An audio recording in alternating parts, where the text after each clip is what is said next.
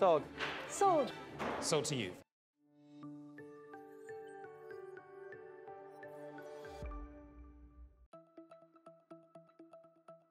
여러분, 미술품을 구입하는 것은 겁도 나고 긴장될 수 있는 일입니다. 특히 초보 미술품 수집가라면 더욱 그렇습니다. 미술품 수집은 누군가에게는 취미이고 누군가에게는 투자이죠. 하지만 어느 쪽이든 예술에 대한 사랑과 열정은 상대적으로 동일합니다. 이런 두려움이 진정으로 좋아하는 것을 수집하는 것을 방해해서는 안 되겠죠. 하지만 어디서부터 시작해야 할까요? 미술품 수집을 시작하려면 첫 번째, 수집하는 이유. 두 번째, 미술품 시장이 어떤 모습인지 이해하는 것이 중요합니다. 이 영상에서는 미술품 수집에 참여하기 위해 여러분이 취해야 할 모든 중요한 단계와 신진작품 수집이 초보자와 숙련된 수집가 모두에게 가치 있는 그런 노력인 이유를 설명합니다. 그래서 제가 미국의 미술 전문 딜링 회사의 가이드라인을 취재하여 여러분께 소개하겠습니다. 우선 여러분들께 던지는 첫 질문은 왜 수집을 하나요? 입니다. 미술품 수집에 대한 여러분의 의도를 이야기하는 것은 불필요해 보일 수도 있습니다. 그럼에도 불구하고 이는 다음 단계를 단순화하는 데 필수적인 단계입니다. 앞서 언급했듯이 어떤 사람들은 장식을 위해 수집합니다.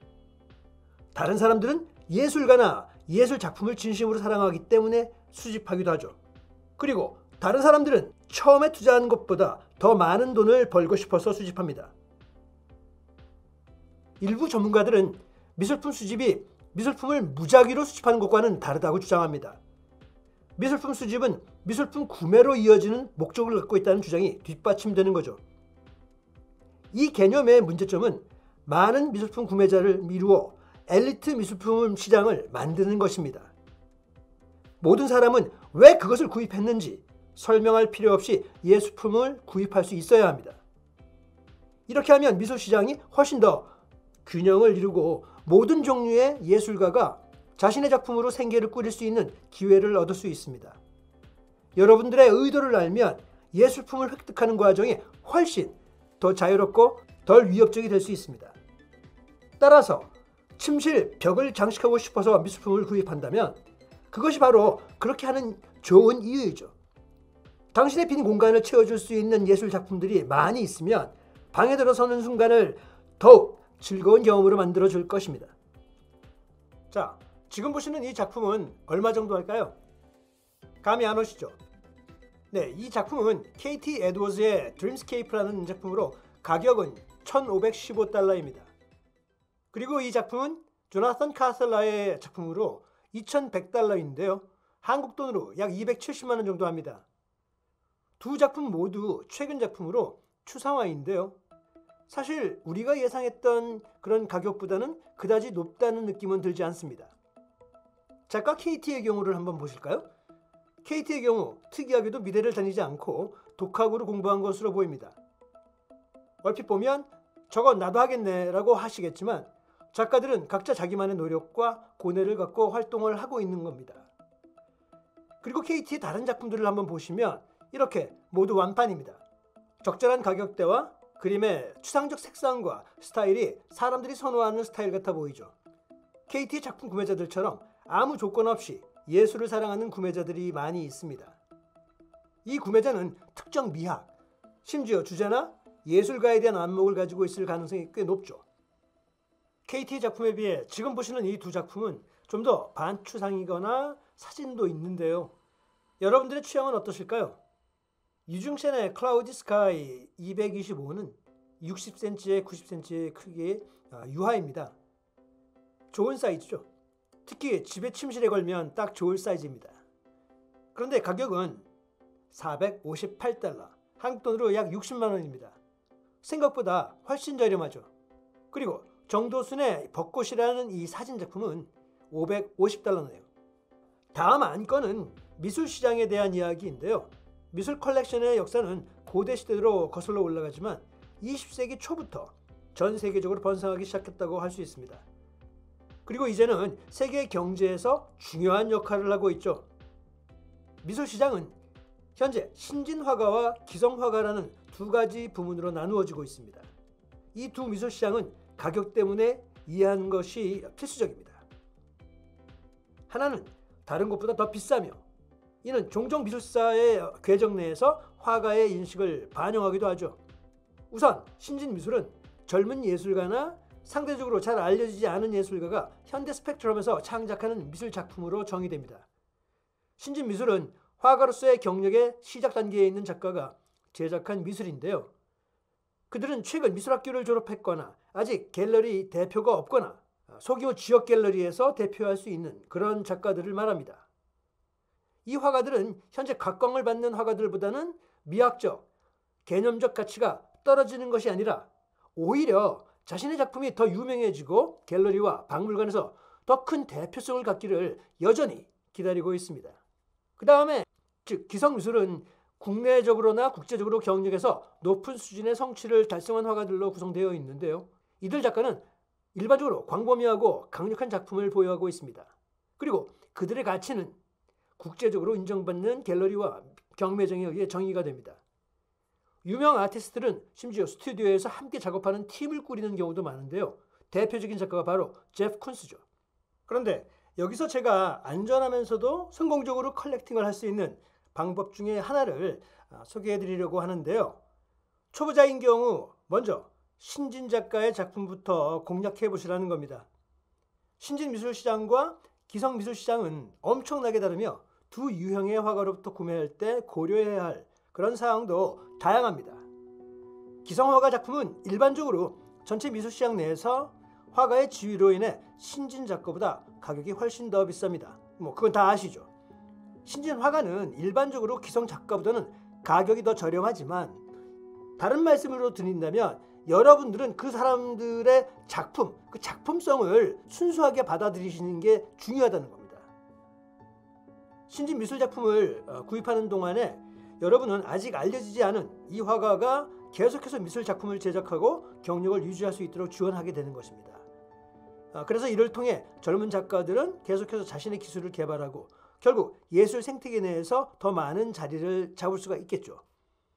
즉 여러분이 한 사람 한 사람이 이 신진 작가에게 투자를 한다는 얘기는 결국은 여러분의 이 저렴한 초기 작품이 결론적으로 좀 더 높은 가치로 올라설 수 있는 그런 데에 큰 도움이 되기 때문에 여러분이 오히려 그 투자에 대한 장기적인 안목에서의 도움이 되겠죠. 그리고 이제 신진 미술은 창의성의 차세대 물결이 펼쳐지는 곳이기도 하죠. 그리고 갤러리는 새로운 스타일의 매체를 추구하는 그런 신진 작가를 정기적으로 찾는 경향이 있습니다. 이는 젊은 화가가 지금은 알려지지 않았을지도 모르지만 20년 후 미술이 어떤 모습일지 보여줄 수 있다는 그런 의미입니다. 그래서 향후를 본다면 오히려 더 긍정적으로 받아들일 수가 있겠죠. 미술은 미술 수집가가 특정 화가의 미래에 돈을 걸 때 평생 투자를 하는 것이다 라고 생각하면 됩니다. 뉴욕에서 활동 중인 한국 작가의 이 도자기 작품을 보시면 그 디테일이나 도자기라는 특성의 재료로 볼 때 참 감명적이면서도 특이하구나 라는 생각이 드는데요. 디테일을 보시면 깜짝 놀라실 겁니다. 그런데 여기서 주의해서 봐야 할 것이 바로 가격인데요. 2만 달러입니다. 무려 5만 달러짜리도 있습니다. 그런데 보시면 그녀의 작품들은 아직도 안 팔렸습니다. 이것이 무엇을 시사하는 걸까요? 가격이 저 정도로 높아지면 온라인 시장에서는 잘 구매하지 않는 경향이 있고요. 가격도 다소 비싸다라는 점을 내포하며 여러분이 구매하실 때 주의해야 할 부분이 있다는 것입니다. 그럼 신진 작가들의 작품을 만날 수 있는 곳은 어디일까요? 다 똑같아 보여도 기성 화가를 만날 수 있는 곳은 신진 화가들과는 다릅니다. 잘 알려진 대형 갤러리는 일반적으로 중간 수준의 예술가에게만 호평을 받는데요. 신진 화가는 아직 대부분 잘 알려지지 않았거나 대표성이 낮기 때문에 이들을 찾으려면 약간의 조사가 필요하죠. 기존 작품을 찾는 것만큼 즉시 이용 가능하지는 않지만 새로운 작품은 약간의 작업을 통해 쉽게 찾을 수 있습니다. 그래서 다음은 유망한 신진 화가와 그들의 작품을 찾을 수 있는 그런 장소들의 예를 한번 보여드리겠습니다. 첫 번째는 인스타그램입니다. 먼저 소셜미디어는 새로운 창의적 선두주자를 찾을 수 있는 훌륭한 플랫폼인데요. 많은 화가들이 인스타그램을 통해 자신의 예술작품 그리고 창작 과정을 보여주고 있고요. 작품과 더 깊은 관계를 구축할 수 있는 비하인드 스토리의 도구로도 사용됩니다. 그래서 여러분들도 직접 한번 인스타그램을 통해서 작가들을 검색을 해보실 수 있겠는데요. 그걸 통해서 직접적으로 커뮤니케이션을 할 수도 있습니다. 두 번째는 아트 레지던시인데요. 수천 명의 신진 작가들이 자신의 경력 중에 특정 시점에 미술 레지던시 활동에 참여를 하는 경우가 많습니다. 이곳은 예술가들이 자신의 작품을 개발할 수 있는 좋은 장소이자 구매자, 수집가가 자신들이 좋아하는 작품을 발견할 수 있는 그런 좋은 장소이기도 합니다. 대표적으로 과거에 쌈지 스튜디오가 그런 사례가 될 수 있습니다. 세 번째는 예술평론이라고 할 수 있는데요. 우리가 다양한 미술 잡지를 통해서 신진 작가들의 기사를 우리가 접할 수가 있습니다. 이런다면 일부 신진 화가들은 운이 좋게도 자신의 작품에 대한 출판물을 출판할 수 있고 예술평론이 미래의 스타를 발견할 수 있는 좋은 방법이 됩니다.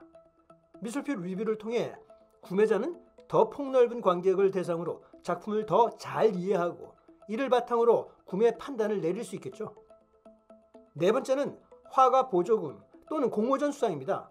사실 매년 대규모 기관에서 높은 인지도와 지원을 받는 예술작품에 대한 공개 모집이 있습니다. 한마디로 공모전이죠. 이 기회는 실력 있는 신진 화가를 찾아볼 수 있는 좋은 장소이기도 합니다. 다섯 번째는 제가 볼 때 굉장히 좋은 기회인데요. 바로 졸업 전시회입니다. 매년 미술계에는 수천 명의 미술 학생이 졸업하고 있습니다. 이것을 주위에서 최대한 많이 방문을 하시는 것도 아주 좋은 기회가 될 수 있을 겁니다. 그리고 거기서 마음에 드시는 작품들이 있다면 여러 작품을 한 번에 저렴한 가격으로 구입을 하실 수 있고요. 좋은 신진작가 커넥션을 만들 수 있다고 생각합니다. 그뿐만이 아니라 신진작가, 지금 막 대학을 졸업한 이 작가들에게 입장에서는 굉장히 큰 힘이 되는 그리고 희망을 주는 기회가 되니까요. 서로가 윈윈할 수 있는 아주 좋은 기회라고 생각합니다. 여섯 번째는 작은 갤러리입니다. 일부 작은 갤러리는 기성 화가보다는 오히려 신진 화가를 우선시하는 경향이 있는데요. 더 저렴하고 접근하기 쉬울 뿐만 아니라 갤러리가 누군가의 경력을 향상시킨다면 인정을 받을 수 있는 좋은 기회이기 때문이죠. 그래서 만약에 갤러리 하핑을 하신다면 좀 작은 갤러리들을 찾아보시는 것도 여러분들에게는 훨씬 더 아트 컬렉팅을 하는데 도움이 되실 겁니다. 그리고 일곱 번째는 온라인 아트 플랫폼 또는 온라인 갤러리인데요. 물론 온라인으로 신진 미술 작품을 구입을 하실 수도 있습니다. 인터넷은 접근하기 매우 쉽죠. 신진 화가를 홍보하는 온라인 아트 갤러리와 플랫폼을 많이 찾을 수가 있습니다. 그래서 여러분이 인터넷을 검색을 하신다면 여러 사이트들이 있습니다. 이렇게 다양한 루트를 통해 가능성이 많은 신진 작가들의 작품을 발견하실 수 있는데요. 그렇다면 이제는 어떤 방법으로 작품을 선택해야 하는지 알아보겠습니다. 그리고 참고로 온라인 아트 플랫폼에 대한 주소는 제가 아래 설명글에 남겨놓도록 하겠습니다. 그리고 검색을 해보시면 정말 많습니다. 이제는 작품을 구매하는 방법을 알아보겠습니다. 먼저 영감을 주는 작품을 찾아보시기 바랍니다.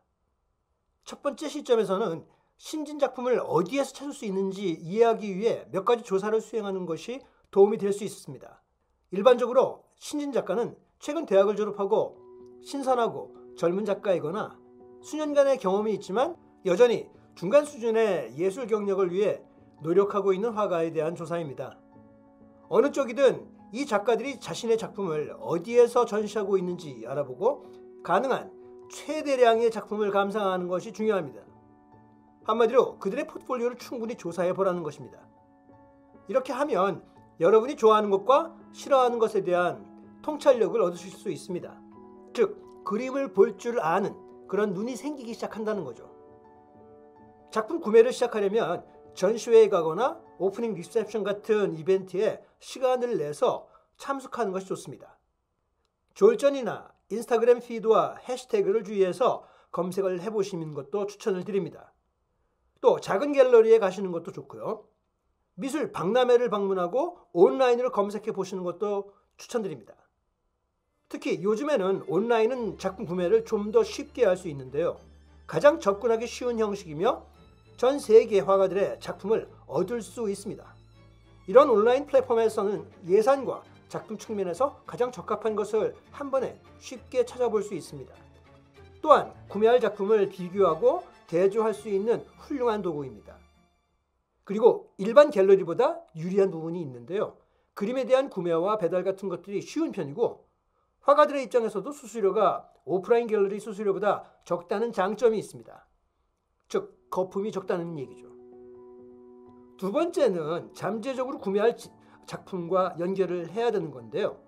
일단 충분히 신진 작가들의 작품을 검색을 하고 조사하고 비교를 하며 여러분이 중요시하는 가치를 결정을 하셔야 하고요.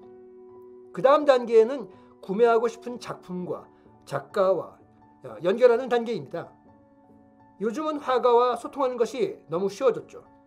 모든 사람은 소셜미디어나 아티스트 프로필 인터뷰를 통해서 작가의 작품 철학이나 작품에 대한 가치를 여러분이 쉽게 느낄 수 있습니다. 화가의 양력을 통해 관심 있는 화가와 더 깊고 의미 있는 관계를 형성하기 쉽죠. 실제로 제가 지도한 제자 중에 한 명은 인스타그램을 통해 홍보하고 뉴욕에 있는 딜러와 직접 소통하며 최종적으로는 뉴욕에서 전시할 수 있는 그런 기회를 구체화하는데 훨씬 더 쉽게 접근한 사례가 있었습니다.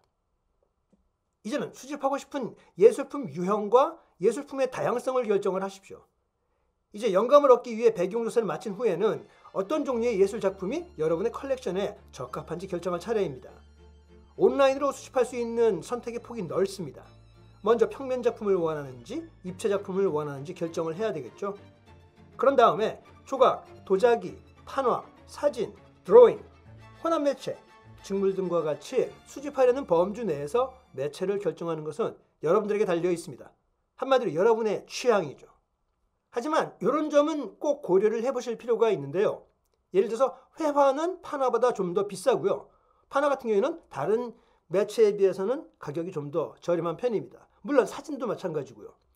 그러나 예를 들어서 조각 같은 경우에는 그 재료값 때문에 좀 더 비싼 경우가 많이 있습니다. 그래서 그런 부분들도 고려하실 필요가 있습니다. 예를 들어 여러분은 추상미술이나 구상미술의 팬이기 때문에 다양한 매체를 갖고 싶다고 결정할 수도 있습니다. 어느 쪽이든 온라인은 여러분이 선택할 수 있는 스타일이나 매체별로 잘 정리된 다양한 예술 작품을 제공을 하고 있습니다. 이제 네 번째는 예산에 대한 결정이죠. 여러분이 작품을 구매하시거나 수집을 하실 때 예산을 정하시는 게 굉장히 중요합니다. 예산은 구매할 작품을 찾기 전에 고려해야 할 또 다른 중요한 요소죠. 결국 여러분이 감당할 수 있는 것이 무엇인지는 누구보다도 여러분이 더 잘 알고 있습니다. 그리고 그것을 스스로 설정하는 것이 중요하죠. 신진 미술 작품은 일반적으로 기성 작가의 작품보다 가격이 더 저렴합니다. 이 점도 고려하셔야겠죠. 자, 다섯 번째. 다음으로 고려하셔야 될 부분은 작품의 사본수가 적을수록 작품의 가치가 높아진다는 것을 기억을 하십시오. 작품에 2개 이상의 복제물이 있는 경우 해당 복제 작품이 여러 개 있으므로 구입하는 것이 아마도 더 저렴할 것이라는 점을 명심하는 것이 중요합니다. 판화가 대표적인 사례죠. 또 조서도 에디션이 있다는 것을 유념하시고요. 그 에디션의 수가 적을수록 작품의 가격이 더 비싸다고 보시면 됩니다. 하지만 이와 같은 원본 작품은 단 한 점밖에 없고 독특함으로 일반적으로 더 높은 가격이 붙어 있습니다. 희소성 때문이죠. 이런 점을 감안하셔야 됩니다. 그 다음은 여러분이 좋아하고 계속해서 영감을 줄 수 있는 그런 미술 작품을 고르시는 게 좋습니다. 마지막으로 미술 작품을 구매하는 이유는 궁극적으로는 미술 작품에 대해 느끼는 사랑과 관련이 있어야 합니다. 방에 들어섰을 때 기쁨이 느껴지지 않는 물건을 사면 무슨 소용이 있겠습니까? 미술이란 치유적인 일일 수도 있고요. 가정, 회사, 그런 공간에서 미술은 개인의 성격과 가치의 확정으로 보여야 합니다. 미술품 구매에 대한 마지막 조언은 구매한 작품과 사랑에 빠지라는 것입니다. 신진 작품을 구매하기를 결정했다면 매일 얼굴에 미소를 지을 수 있는 그런 작품을 구매하시는 게 좋습니다. 자, 요약하겠습니다. 이제 자신감을 갖고 미술 컬렉션 구축을 시작할 수 있는 모든 도구를 갖췄으니까요. 신진 작가의 작품을 구매하는 것은 단순 구매만이 아니라 동시에 균형 잡힌 미술 시장을 여러분이 키워주고 지원한다는 사실을 잊지 마십시오. 여러분의 구매는 화가의 경력에 상당한 영향을 미칠 수 있으며 이를 통해 모든 배경의 화가가 미술계에서 성공할 수 있는 기회를 주기도 합니다. 그래서 미술품 구매는 모든 사람이 접근할 수 있어야 하며 미술품을 보다 쉽게 그렇게 접근할 수 있도록 하고 화가들의 실행 가능한 수입원으로 만드는 것은 새로운 세대의 몫입니다. 인터넷에는 덜 위협적인 방식으로 미술품 컬렉션을 시작하는 데 필요한 모든 리소스가 있습니다. 그리고 미술품을 구입하기 위해 반드시 미술 전문가가 되거나 부유한 사람이 될 필요는 없다는 것을 기억해 주십시오. 여러분은 그림을 사랑하고 미술계의 활성화와 변화가 가능한 과정을 찾아야 한다는 것입니다. 자, 오늘 내용이 도움이 되셨다면 꼭 구독과 좋아요 부탁드리고요. 다음 시간에 또 안녕!